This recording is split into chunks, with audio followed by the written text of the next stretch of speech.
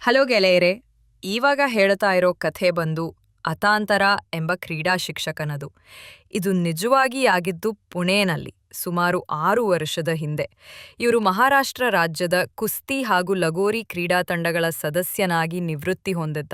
ಈ ಶಿಕ್ಷಕನಿಗೆ ಆವಾಗ 42 ವರ್ಷ. ಇವನು ಬೇರೆ ರಾಜ್ಯದ ವಿಶ್ವವಿದ್ಯಾಲಯಗಳಲ್ಲಿ ಮತ್ತು ರಾಜ್ಯ ಮಟ್ಟದ ಟೀಮ್ಗಳಿಗೆ ಕೋಚ್ ಆಗಿ ಅನುಭವ ಪಡೆದುಕೊಂಡಿದ್ದ. ಯಾವುದಾದರೊಂದು ಒಳ್ಳೆ ಕೆಲಸಕ್ಕಾಗಿ ಹುಡುಕಾಟ ನಡೆಸಿದ್ದ.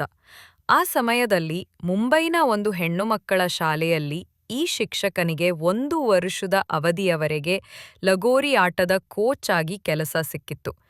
ಈ ಶಾಲೆಯಲ್ಲಿ 7, 8 ಮತ್ತು 9ನೆಯ ಕ್ಲಾಸಿನ ಹೆಣ್ಣು ಮಕ್ಕಳಿಗೆ ತರಬೇತಿ ನೀಡಲು ಶಾಲೆಯ ಪ್ರಿನ್ಸಿಪಾಲ್ ಅವನಿಗೆ ಹೇಳಿದ್ರು. ಇವನು ಲಗೋರಿ ತಂಡಕ್ಕೆ ಶಾಲೆಯ 15 ಹುಡುಗಿಯರನ್ನು ಆಯ್ಕೆ ಮಾಡಿದನು. ಅವರಿಗೆ ಪ್ರತಿದಿನ ಸಂಜೆಯೂ 2 ಗಂಟೆಗಳ ಕಾಲ ತರಬೇತಿ ನೀಡಲು ಶುರು ಮಾಡತೊಡಗಿದ. ಹೀಗೆ 6 ತಿಂಗಳ ಬಳಿಕ ಈ ಶಿಕ್ಷಕ ಆ ತಂಡಕ್ಕೆ ಪ್ರತಿ ಭಾನುವಾರ 4 ಗಂಟೆಗಳ ಕಾಲ ತನ್ನ ಕ್ಲಬ್ನ ಮೈದಾನದಲ್ಲಿ ವಿಶೇಷ ತರಬೇತಿ ನೀಡತೊಡಗಿದ. ಕೆಲ ದಿನಗಳ ನಂತರ ಶಾಲೆಯಲ್ಲಿನ ಹುಡುಗಿಯರಿಗೆ ತಾನು ಕುಸ್ತಿ ಮತ್ತು ಕಬಡ್ಡಿ ಆಟಗಳ ತರಬೇತಿ ಕೊಡುವೆನೆಂದು ಹೇಳಿ ಆಸಕ್ತಿ ಇರುವ ಬಾಲಕಿಯರ ಹೆಸರನ್ನು ನೋಂದಾಯಿಸಿಕೊಂಡ. ಲಗೋರಿ ಕಲಿಯುತ್ತಿದ್ದ ಹುಡುಗಿಯರ ಜೊತೆ ಇನ್ನೂ 4 ಹುಡುಗಿಯರು ಕುಸ್ತಿ ಮತ್ತು ಕಬಡ್ಡಿ ಆಟ ಕಲಿಯಲು ಮುಂದೆ ಬಂದರು.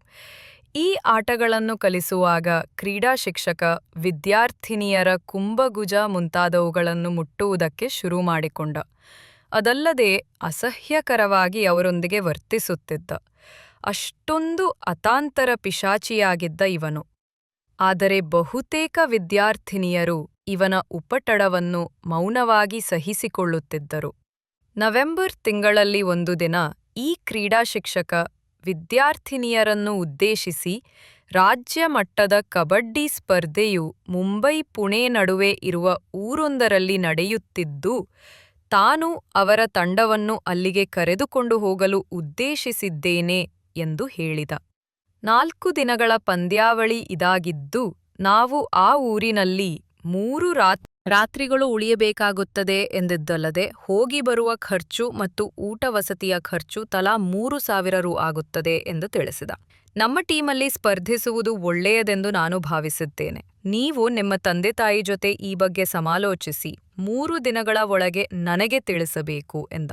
ಮಾರನೆಯ ದಿನವೇ 4-5 ವಿದ್ಯಾರ್ಥಿನಿಯರ ತಂದೆ ತಾಯಿಗಳು ಶಾಲೆಗೆ ಬಂದು ಶಿಕ್ಷಕನನ್ನು ಭೇಟಿಯಾಗಿ ತಮ್ಮ ಮಕ್ಕಳ ಸುರಕ್ಷತೆಯ ಬಗ್ಗೆ ವಿಚಾರಿಸಿದರು. ನೀವೇನೂ ಹೆದರಬೇಡಿ, ನಮ್ಮ ತಂಡದ ಜತೆ ನಾನು ಒಬ್ಬ ಮಹಿಳಾ ಕೋಚ್ ಮತ್ತು ಒಬ್ಬ ಸಹಾಯಕಿಯನ್ನು ಕರೆದೊಯ್ಯುವೆ. ಟೂರ್ನಮೆಂಟ್ ಕೇವಲ ಹೆಣ್ಣು ಮಕ್ಕಳಿಗಾಗಿಯೇ ಮೀಸಲಾಗಿರುವ ಕಾರಣ ಅವರ ಸುರಕ್ಷತೆಯ ಎಲ್ಲ ಜವಾಬ್ದಾರಿಯನ್ನು ಸಂಘಟಕರು ಹೊತ್ತಿದ್ದಾರೆ ಎಂದು ಹೇಳಿದ. ಇಲ್ಲಿಂದ ಒಂದು ಮಿನಿ ಬಸ್ಸಿನಲ್ಲಿ ನಿಮ್ಮ ಹೆಣ್ಣು ಮಕ್ಕಳನ್ನು ಕರೆದುಕೊಂಡು ಹೋಗುತ್ತೇನೆ. ಅವರನ್ನು ಸುರಕ್ಷಿತವಾಗಿ ಕರೆದುಕೊಂಡು ಹೋಗಿ ವಾಪಸ್ ಬರುವುದು ನನ್ನ ಜವಾಬ್ದಾರಿ ಎಂದು ಹೇಳಿದ. 12 ವಿದ್ಯಾರ್ಥಿನಿಯರ ತಂದೆ ತಾಯಿಗಳು ತಮ್ಮ ಮಕ್ಕಳನ್ನು ಟೂರ್ನಮೆಂಟಿಗೆ ಕಳಿಸಲು ಒಪ್ಪಿದರು. ಅವರಲ್ಲಿ ಎಲ್ಲ ಮಕ್ಕಳು 9 ಮತ್ತು 10ನೆಯ ತರಗತಿಯ ವಿದ್ಯಾರ್ಥಿನಿಯರಾಗಿದ್ದರು. ಎಲ್ಲರಿಂದ ತಲಾ 3,000 ರೂಗಳನ್ನು ಪಡೆದ ಶಿಕ್ಷಕ ಒಂದು ಶನಿವಾರದ ಬೆಳಗ್ಗೆ ಮಿನಿ ಬಸ್ಸಿನಲ್ಲಿ ವಿದ್ಯಾರ್ಥಿನಿಯರು ಮತ್ತಿಬ್ಬರು ಮಹಿಳಾ ಸಹಾಯಕಿಯರ ಜತೆ ಹೊರಟ. ತಮ್ಮ ಮಕ್ಕಳನ್ನು ಬಿಡಲು ಬಂದಿದ್ದ ತಂದೆ ತಾಯಿಯರಿಗೆ ಮತ್ತೊಮ್ಮೆ ಎಲ್ಲರನ್ನೂ ಸುರಕ್ಷಿತವಾಗಿ ಮರಳಿ ಕರೆತರುವೆನೆಂದು ಆಶ್ವಾಸನೆಯನ್ನು ನೀಡಿದ. ಅವರಿದ್ದ ಬಸ್ ಮುಂಬೈ ಬಿಟ್ಟು ಸುಮಾರು 20 ಕಿಲೋಮೀಟರ್ ದೂರ ಕ್ರಮಿಸಿದ ನಂತರ ಇವನು ಬಸ್ಸಿನಲ್ಲಿ ಹುಡುಗಿಯರಿಗೆ ಉಪಟಳ ಕೊಡೋದಕ್ಕೆ ಶುರು ಮಾಡಿದ. ಹೀಗೆ ಮಾಡುವಾಗ ಅದರಲ್ಲಿ ಒಂದು ಹುಡುಗಿಗೆ ತುಂಬಾ ಹತ್ತಿರ ಆಗುತ್ತಾನೆ. ಎಷ್ಟು ಹತ್ತಿರ ಆಗುತ್ತಾನೆ ಅಂದ್ರೆ ಲಾಸ್ಟ್ ಸೀಟ್ನಲ್ಲಿ ಕುಳಿತುಕೊಂಡು ಅವಳ ತಲೆ ಮೇಲೆ ಕೈ ಇಡುತ್ತಾ ಚುಮ್ಮಾ ಮಾಡುತ್ತಾ ಇದ್ದ. ಒಳ್ಳೆ ಮಜಾ ಸಿಗುತ್ತಾ ಇತ್ತು ಇವನಿಗೆ. ಆದ್ರೆ ಹುಡುಗಿಯರು ಸುಮ್ಮನೆ ಇರುತ್ತಾ ಇದ್ರು. ಹೀಗೆ ಸಂಜೆ ಪುಣೆ ತಲುಪಿದ ಮೇಲೆ ಇವನು ಎಲ್ಲರಿಗೂ ಮೊದಲೇ ರೆಸಾರ್ಟ್ ಬುಕ್ ಮಾಡಿದ್ದ. ರಾತ್ರಿ ಎಲ್ಲರೂ ಊಟ ಆದ ಮೇಲೆ ಅವರ ರೂಮ್ಗೆ ಎಲ್ಲರೂ ಹೋಗಿ ಮಲಗಿಕೊಂಡ್ರು. ಇವನು ರೂಮ್ಗೆ ಹೋಗಿ ಮಲಗಿಕೊಂಡ. ಬೆಳಿಗ್ಗೆ ಎಲ್ಲರೂ ಎದ್ದು ಫ್ರೆಶ್ ಅಪ್ ಆಗಿ ತಿಂಡಿ ತಿನ್ನಲು ಬಂದ್ರು.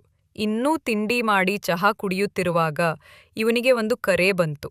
ಕರೆ ಮುಗಿದ ಮೇಲೆ ಎಲ್ಲ ಹುಡುಗಿಯರಿಗೂ ಕರೆದು ಇಲ್ಲಿ ಒಂದು ಸಮಸ್ಯೆಯಾಗಿದೆ ಎಂದ. ನಾವು ಹೋಗಬೇಕಾಗಿರುವ ಊರಿನಲ್ಲಿ ಭಾರೀ ಮಳೆಯಾಗಿರುವ ಕಾರಣ ಸಂಘಟಕರು ಸ್ಪರ್ಧೆಯನ್ನೇ ರದ್ದುಪಡಿಸಿದ್ದಾರೆ ಎಂದು ಹೇಳುತ್ತಾನೆ. ಎಲ್ಲ ವಿದ್ಯಾರ್ಥಿನಿಯರು ಒಂದೇ ಸಲ ನಿಟ್ಟುಸಿರನ್ನು ಬಿಟ್ಟು ತಮ್ಮ ಬೇಸರವನ್ನು ವ್ಯಕ್ತಪಡಿಸಿದರು. ತಾವು ತಮ್ಮ ಮನೆಗಳಿಗೆ ತಕ್ಷಣವೇ ಹೋಗಲು ಇಚ್ಛಿಸುವುದಿಲ್ಲ ಎಂದರು. ಆಗ ಈ ಶಿಕ್ಷಕ, ನಾನೇನಾದರೂ ಬದಲಿ ವ್ಯವಸ್ಥೆ ಆಗುತ್ತದೆಯೋ ಹೇಗೆ ಎಂದು ವಿಚಾರಿಸುವೆ, ನನಗೆ 10 ನಿಮಿಷ ಟೈಮ್ ಕೊಡಿ ಎಂದು ದೂರ ಹೋಗಿ ಕೆಲವು ಮೊಬೈಲ್ ಕರೆಗಳನ್ನು ಮಾಡಿದ. ಆನಂತರ ಹುಡುಗಿಯರ ಬಳಿ ಬಂದು, ನೀವು ಒಪ್ಪಿದರೆ ನಾವು ಈ 3 ದಿನಗಳು ಪಿಕ್ನಿಕ್ ರೀತಿ ಕಳೆಯಬಹುದು, ಇಲ್ಲೇ ಹತ್ತಿರದಲ್ಲಿಯೇ ಒಂದು ಅತ್ಯುತ್ತಮ ರೆಸಾರ್ಟ್ ಇದೆ ಎಂದು ಹೇಳಿದ. ಅಲ್ಲಿ ನಾವು 3 ರಾತ್ರಿಗಳಿದ್ದು ಎಂಜಾಯ್ ಮಾಡಬಹುದು. ನೀವು ಟೂರ್ನಮೆಂಟಿಗಾಗಿ ಕೊಟ್ಟಿರುವ ಹಣವನ್ನು ರೆಸಾರ್ಟ್ಗೆ ನೀಡಬಹುದು. ಏನಂತೀರಿ ಎಂದ. ಇದಕ್ಕೆ ಎಲ್ಲಾ ಹುಡುಗಿಯರೂ ಒಪ್ಪಿದರು. ಆದರೆ ಕೆಲವರು ಗಾಬರಿಯಾದರು. ನೀವೇನೂ ಹೆಚ್ಚು ಯೋಚಿಸಬೇಕಾಗಿಲ್ಲ. ನಿಮ್ಮ ತಂದೆ ತಾಯಿಯರಿಗೆ ನಾವು ಟೂರ್ನಮೆಂಟಿಗೆ ಹೋಗಿದ್ದೆವು, ಆದರೆ 2ನೆಯ ಸುತ್ತಿನಲ್ಲಿಯೇ ಸೋತೆವು ಎಂದು ಹೇಳುವೆ. ನೀವು ನಿಮ್ಮ ಮನೆಗಳಲ್ಲಿ ಹಾಗೆಯೇ ಹೇಳಬೇಕು ಎಂದ ಈ ಶಿಕ್ಷಕ.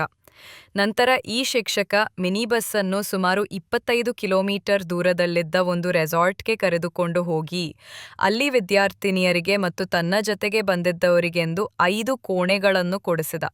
ಬಸ್ ಚಾಲಕನ ಜೊತೆ ತಾನು ಇನ್ನೊಂದು ಕೋಣೆಯಲ್ಲಿ ವಾಸ್ತವ್ಯ ಹೂಡಿದ. ಆ ದಿನ ಅವರು ರೆಸಾರ್ಟಿನಲ್ಲಿ ಲಭ್ಯವಿದ್ದ ಎಲ್ಲ ಬಗೆಯ ಮನರಂಜನಾ ಚಟುವಟಿಕೆಗಳನ್ನೂ ಮಾಡಿದ್ದಲ್ಲದೆ ಅಲ್ಲಿಯೇ ಲಗೋರಿ ಆಟವನ್ನೂ ಆಡಿದರು. ಮಾರನೆಯ ಬೆಳಗ್ಗೆ ಹುಡುಗಿಯರಿಗೆ ರೇನ್ ಡ್ಯಾನ್ಸ್ ಮಾಡೋಣ ಎಂದು ಹೇಳಿದ ಶಿಕ್ಷಕ ಅವರೆಲ್ಲರನ್ನೂ ನೀರಿನಲ್ಲಿ ಹಾಡಿಗೆ ತಕ್ಕಂತೆ ನಾಟ್ಯ ಮಾಡುವ ಜಾಗಕ್ಕೆ ಕರೆದೊಯ್ದ. ಡ್ರೆಸ್ ಹಾಕಿಕೊಂಡು ಅವರೊಡನೆ ತಾನೂ ಡ್ಯಾನ್ಸ್ ಮಾಡಿದ.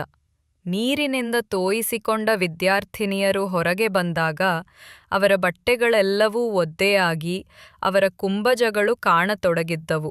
ಕೆಲವು ಹುಡುಗಿಯರು ಟ್ರಾನ್ಸ್ಪರೆಂಟ್ ಡ್ರೆಸ್ ಹಾಕಿದ್ದರು. ಇವನಿಗೂ ಅದೇ ಬೇಕಾಗಿತ್ತು. ಆಗ ಅವರೆಲ್ಲರನ್ನೂ ಒಂದು ಸಾಲಿನಲ್ಲಿ ನಿಲ್ಲಿಸಿ ಒಬ್ಬೊಬ್ಬರ ಬಳಿಯೂ ಬಂದು ಕೆಟ್ಟ ದೃಷ್ಟಿಯಲ್ಲಿ ಅವರನ್ನು ನೋಡಿ ಅವರ ಫೋಟೋಗಳನ್ನು ತೆಗೆದುಕೊಂಡ. ಕೆಲವು ಬಾಲಕಿಯರನ್ನು ಅಸಹ್ಯಕರವಾಗಿ ಮುಟ್ಟಿ ಮತ್ತೆ ಅವರ ದೇಹವನ್ನು ಹೊಗಳುತ್ತಾ ವಿಕೃತ ಅತಾಂತುರವನ್ನು ಮೆರೆದ ಈ ಶಿಕ್ಷಕ. ಅವನ ಈ ನಡೆಯಿಂದ ಎಲ್ಲ ವಿದ್ಯಾರ್ಥಿನಿಯರು ತೀವ್ರ ಮುಜುಗರಕ್ಕೆ ಒಳಗಾದರು. ಹೀಗೆ ಇವನು ಮೋಜು ಮಸ್ತಿ ಮಾಡುತ್ತಾ ಅಲ್ಲಿಯೇ 3 ದಿನ ಕಳೆದರು.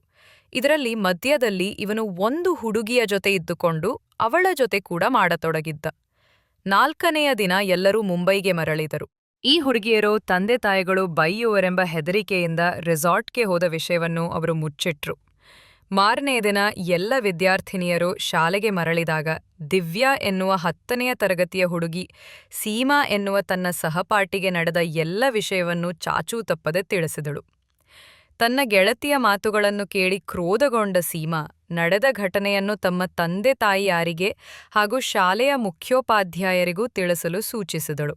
ರೆಸಾರ್ಟಿಗೆ ಹೋದವರು ಯಾರೂ ಮಾತನಾಡಲು ಧೈರ್ಯ ತೆಗೆದುಕೊಳ್ಳದಿದ್ದಾಗ ಸೀಮಾ ತಾನಾಗಿಯೇ ಪ್ರಿನ್ಸಿಪಲ್ ಬಳಿಗೆ ಹೋಗಿ ಮಾಹಿತಿಯನ್ನು ನೀಡಿದಳು.